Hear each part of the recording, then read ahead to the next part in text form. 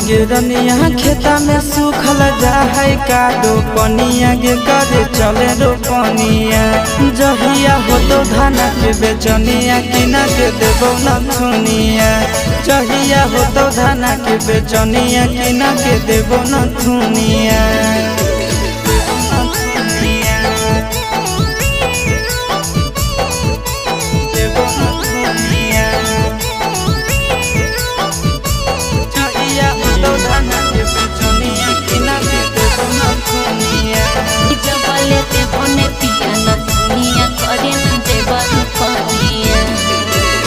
बड़की गोतनिया करे बैठी के आराम हो घर बाहर हमारे से करबा सब काम हो